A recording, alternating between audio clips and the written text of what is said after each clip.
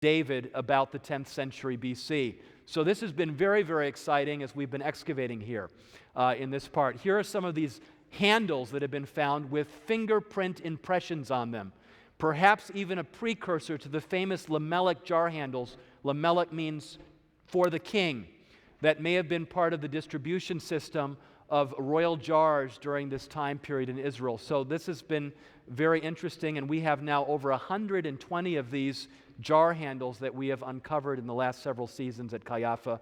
We've got a doctoral student working on this at the Hebrew University and processing this material. We're excavating not only the walls of this area, but also the houses inside and other administrative buildings. This last summer, we found a sanctuary, one of the earliest, if not the earliest sanctuary, if this is a Judean site, from the area of Judah ever found. And so this will give us new insights on what people's beliefs were at that time and how they understood the ancient world. You know, it's one thing seeing these artifacts in a museum behind glass. It's a whole nother thing to be a student there or to be a volunteer and to excavate these pieces that are 3,000 years old with your own hands and wonder to yourself, who held this piece 3,000 years ago? Who was the last person to hold it? Who made this piece? When you see one of those fingerprint impressions, whose fingerprint is that? Our FBI databases don't go back quite that far. But it's interesting to think about those kinds of things. And of course, this institution here also offers opportunities for people to go to Jordan and excavate there as well. One of the students we found over 270 coins at this site so far because it was reoccupied during the time of Alexander the Great and Ptolemy I, who decided to build a fortress here as well. We found 270 coins, some of the earliest Persian coins, and then imagine, as one student did, finding this coin of Alexander the Great himself. I brought one with me today. It's not the one that they found, but it's in our collection for our museum. I've got one of the silver tetradrachms, just like the one that was found this summer. It's got Alexander's face on it, and which may have been Zeus made into Alexander, but that's a historical question among art historians. At any rate, this coin weighs about twice as much as a quarter does.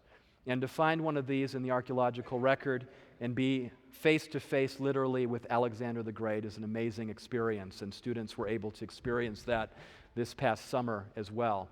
One of the remarkable finds that took place in 2008 and made headlines all over the world was this find as students were washing pottery one afternoon. That's what we do every day after we find the material.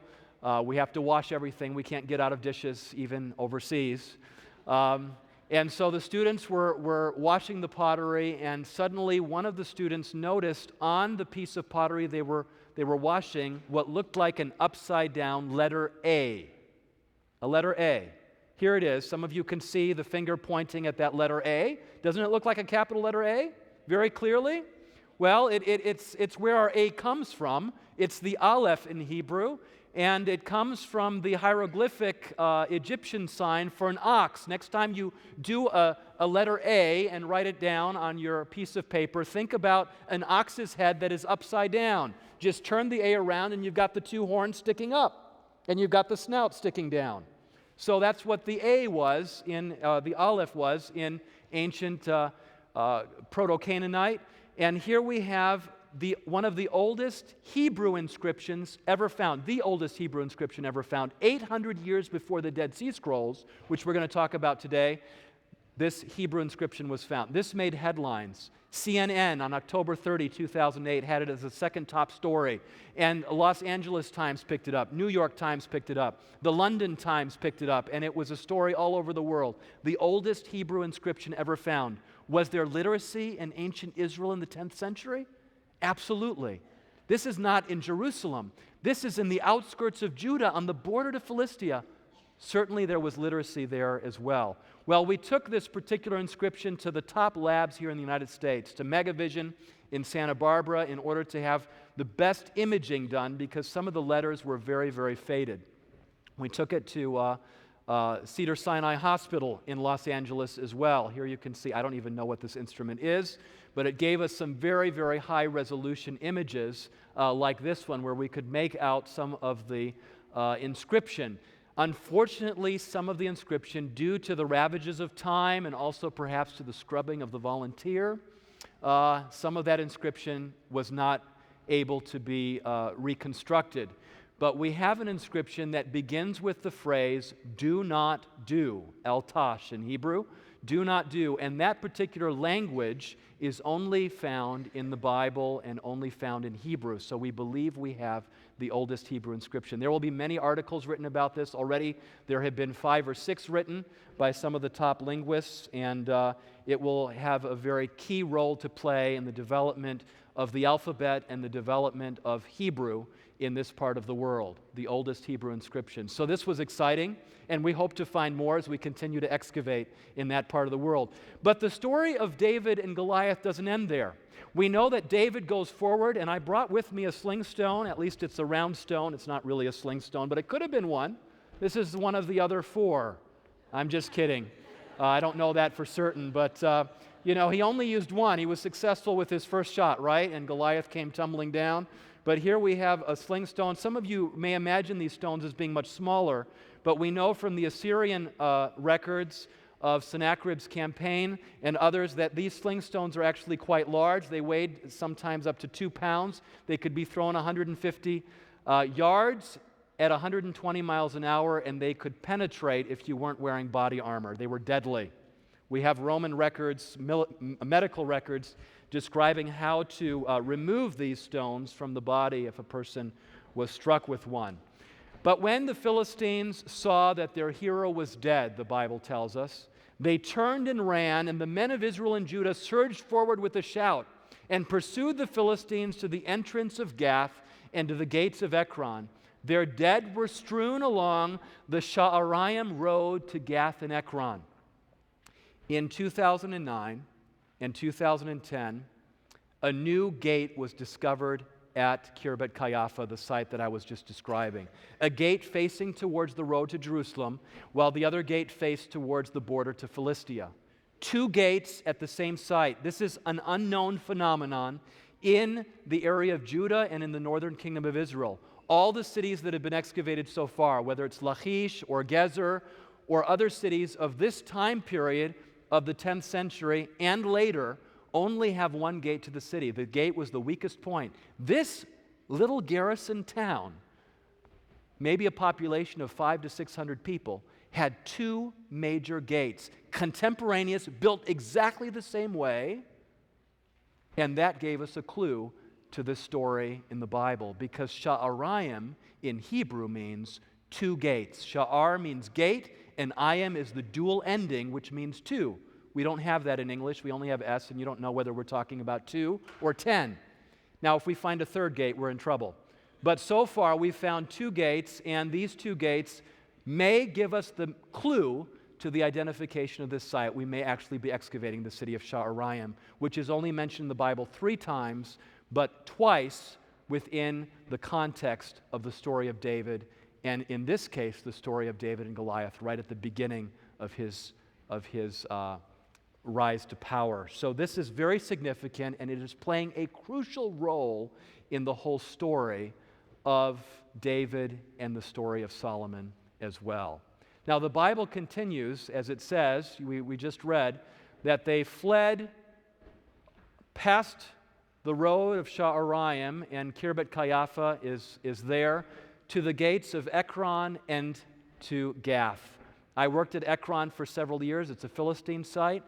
Gath is located a little bit further to the south. That's where Goliath came from, according to the biblical tradition. The light area that you see there represents the border between Judah and between Philistia. And this is something fascinating that we found. The Philistine sites of Gath, Ekron, Ashkelon, and I've worked at several of those over the years, those sites have a very high percentage of pig bones that we find in the faunal remains that we excavate. We keep all the bones as we excavate. At Ekron, where I worked for a number of years, we now know that there is an increasing number of pig bones with the Philistine occupation of that site, up to 21% by the end of the Philistine period. In Gath and some of the other sites, it rises as high as 45% of all the bones found are pig bones. But guess what? At Kirbet Kayafa, after 4 seasons of excavations and 10% of the site excavated, not a single pig bone has been found.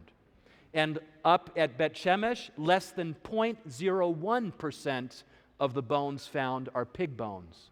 There's something going on between one side of the border and the other side of the border. Leviticus 11 still mattered back then, and I hope it still matters today as well. So we continue. We head down to the fascinating city of Jericho, a city that, when we talk about the Israelite conquest and the coming of the Israelites, is a major, major place. We go to Jericho, which is an old ruined mound in the middle of a modern city, the Old Testament site. There's not a whole lot to see when you go there, but the excavations that have been taking place there by Kathleen Kenyon and others concluded years ago in the 1950s that Jericho was not even occupied during the time when Joshua and the Israelites would have come into the land.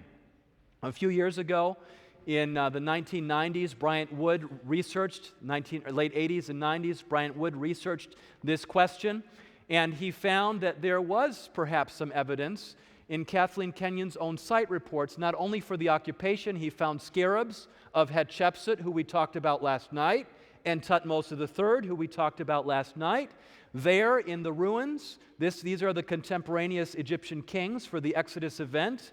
And he also found a lot of plainware in the collapse of Jericho that seemed to indicate occupation during the time of the 15th century when the Exodus took place.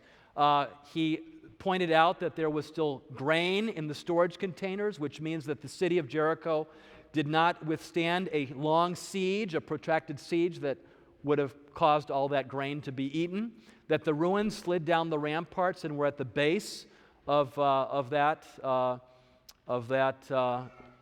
fortification system, and that the pottery fragments that he uncovered and that Garstang also had uncovered earlier would date the collapse of Jericho to around 1400 BC, which goes along very nicely with the scenario that we shared earlier in our presentation on Egypt yesterday evening. We go to the Israelite tomb, and I'm just going to hop around here to look at some of the interesting discoveries that have been made. I still remember being in Jerusalem for the International Organization for the Study of the Old Testament meetings, tagging along with my dad as a high school student in 1986. And we came to these meetings, and we were there at the Israel Museum when Professor Gabriel Barkay made the stunning announcement of a discovery made in this tomb complex at Ketif Hinnom. We had just eaten at the Knesset at the Israel Parliament, and we were on our way that evening. They had opened up the Israel Museum especially for us, and we were there listening to this and seeing the slides for the first time of the oldest biblical verse ever found outside of the Bible. Now, we talked today about the oldest Hebrew inscription, but that wasn't a biblical verse. Here we have a biblical verse, the Ketif Hinnom amulets. Rolled up in silver, they were buried with the deceased in these tombs in this tomb complex outside of Jerusalem. And written on this nice scroll, if you will, that was carefully and meticulously unrolled because it was silver, and you can see part of it broke. We have the oldest verse in the Bible, and you have heard it many, many times here, and we have heard it in churches many times over the centuries of Christianity. It is the verse found in the book of Numbers. The Lord bless you and keep you. The Lord make his face to shine upon you and be gracious to you. The Lord lift up his countenance on you and give you peace. Someone back in the 7th century BC wanted their loved one to be buried with this verse. And that has been discovered recently by archaeologists. That's important because the 7th century BC, that is hundreds of years before the Dead Sea Scrolls. It is during the time of the divided monarchy, but it predates what scholars thought the origin of this text came from the priestly source by many, many years. So we can't go into too much detail here. The Moabite stone discovered in Jordan by a missionary, F.A. Klein, on August 19, 1898. The Moabite stone recalls the campaign by Mesha, the king of Moab, which is also recounted in Kings, 1 Kings chapter 3, as he goes into the land of Israel. And so now we have a corroborating bit of evidence from Jordan and the Jordanian monarch of Moab talking about this same campaign that is recorded in the Bible. The black obelisk found by the British archaeologist Layard in 1846, which is now in the British Museum. A number of key biblical names would turn up in these Assyrian inscriptions as they were uncovered. This particular obelisk, a very large monument, and I believe there's a copy actually here in our museum, right here at Andrews University. If you want to visit, as Ron said this afternoon, you can do that. There, the king Jehu, the king of Israel, appears before the Assyrian king Shalmaneser III. And you can see him almost kissing the feet of the Assyrian king. This was a time period when the Assyrians dominated the world at that time, and Jehu was one of the people that was required to come and give tribute to the king. He's mentioned there by name. This is very exciting. We have dozens, even hundreds of seals and seal impressions found in Jerusalem and the surrounding vicinity. Many of these seals bear the names of Israelite and Judean kings. In fact, if you go through a list, it's quite astonishing how many of the Israelite kings have been found in the extra-biblical records through archaeology. This is not a king, however. This is a scribe. This is a bulla that was found in the destruction debris of Jerusalem when Nebuchadnezzar destroyed the city in 586 BC. And it's the bulla, or the seal impression. They took a piece of mud, placed it on a scroll, and then pressed the seal into it. This is the impression of Baruch, the son of Neriah. You remember who he was? The scribe of Jeremiah, who actually wrote down the book of Jeremiah for Jeremiah the prophet, who was a contemporary, of course, of Daniel. And we've quoted from Jeremiah several times here.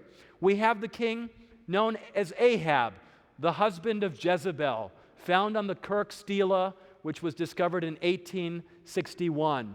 It's in the British Museum, and it mentions Ahab the Israelite as a result of the Battle of Kirkar in 553 BC. And 1 Kings 16 through 22 records all the intrigues of Ahab and, of course, the great confrontation that took place on Mount Carmel between the prophet and between Jezebel and Ahab at that time. The famous clay prism of Sennacherib. This clay prism, there are several copies of it. You don't have to go all the way to the British Museum. You can go right across the lake here to Chicago and see it at the Oriental Institute. They have an original there, as well as the Israel Museum and the British Museum.